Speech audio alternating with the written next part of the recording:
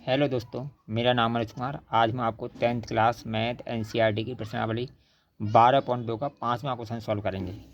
5वां क्वेश्चन है हमारा, त्रिज्या 21 सेंटीमीटर वाले वृत्त का एक चाप केंद्र पर 60 अंश का कोण अंतरित करता है। ज्ञात कीजिए कि चाप की लंबाई, यानी एक 21 सेंटीमीटर त्रिज्या वाला एक वृत्त है वो केंद्र पर 60 अंश का कोण अंतरित करता है। तो हमें ज्ञात करना है चाप की लंबाई, चाप द्वारा बनाए गए रेखाखंड का क्षेत्रफल और संगत जीवा द्वारा बनाए गए वृत्तखंड का क्षेत्रफल। यानी चाप की लंबाई, ये जो हमारा चाप है यहाँ से यहाँ तक, इसकी लंबाई हमें ज्ञात करनी है। और यानी चाप द्वारा बनाए गए त्रिज्याखंड का क्षेत्रफल, यानी इस पूरे का क्षेत्रफल ज्ञात करना है, त्रिज्याखंड का क्षेत्रफल ज्ञात करना है। और संगत जीवा द्वारा बनाए गए वृत्तखंड का क्षेत्रफल, यानी ये जीवा है, इसके द्वारा बनाया गया जो वृत्तखंड है, ये छोटा वाला, ये छोटा सा है, इसका क्षेत्रफल हमें ज्ञात करना है। चाप की लंबाई, इसका क्षेत्रफल और ये पूरी त्रिज्याखंड का क्षेत्रफल, ये हमें ज्ञात करने हैं। ठीक है, तो आइए शुरू करते हैं। क्वेश्चन नंबर 5 को हल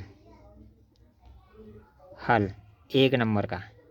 ठीक है, तो चाप की लंबाई बराबर होती है, चाप की लंबाई बराबर होती है हमारी 3 थीटा बटे 360 इंटू पाई आर। ये होती है हमारी चाप की लंबाई। चाप की जो लंबाई होती है हमारी, ये इसका फॉर्मूला होता है चाप की लंबाई का। ठीक है, अब देखिए कोण हमारा कितना है, 60 अंश। कितना कोण है, 60। थीटा कितना है, 60 इंटू ये 360 है, 360। जो पाई कितना है हमारा, पाई है हमारा 22/7, 22/7।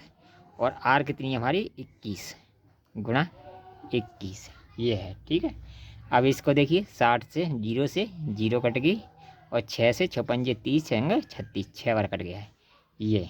ठीक है, 7 से ये कितनी बार कट गया, 7 तिया 21, 7 तिया 21।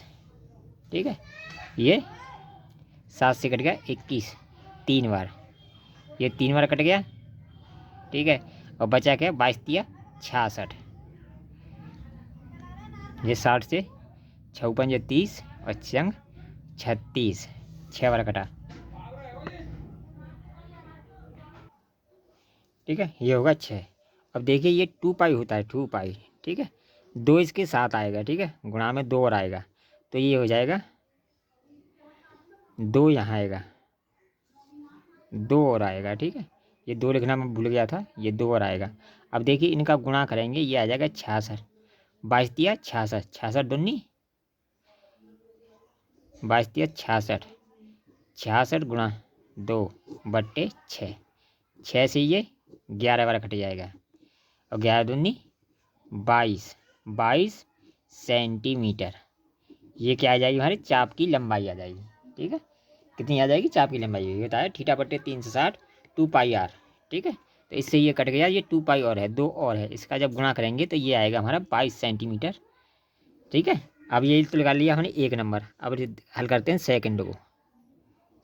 अब निकालेंगे त्रिज्याखंड की संगत, वो कहते हैं चाप द्वारा बनाए गए त्रिज्याखंड का क्षेत्रफल। तो त्रिज्याखंड का क्षेत्रफल होता है हमारा, त्रिज्याखंड का क्षेत्रफल बराबर होता है थीटा बटे 360 इंटू पाई आर स्क्वायर, ये होता है। ठीक है, थीटा बटे 360, तो थीटा हमारा कितना है, 60 बटे 360 इंटू पाई हमारी वही 22/7 इंटू 21 गुणा 21। ठीक है, ये होता है 21 गुणा 21।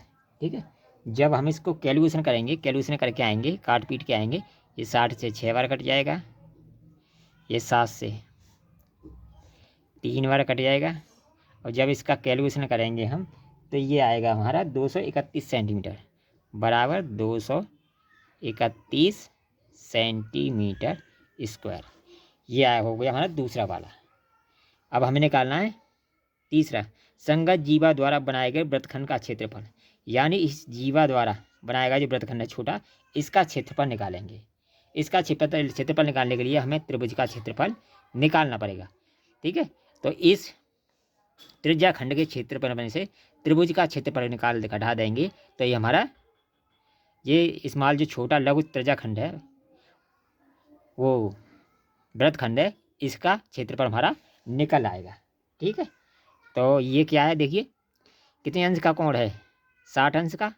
जब दो भुजाएं बराबर हो, उनके बीच 60 अंश का कोण बना हो, तो वो त्रिभुज कैसा होता है, समबाहु त्रिभुज होता है। कैसा त्रिभुज होता है, समबाहु त्रिभुज। यानी ये बजाय 21 सेंटीमीटर, ये बजाय 21 सेंटीमीटर, ये कोण जब 60 अंश का दिया हो तो ये भी कोण हमारा 60 का होगा, ये भी कोण हमारा 60 का होगा।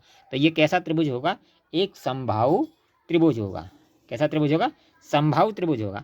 और समबाहु त्रिभुज का क्षेत्रफल होता है, समबाहु त्रिभुज का क्षेत्रफल बराबर होता है √3/4, 3/4 भुजा स्क्वायर।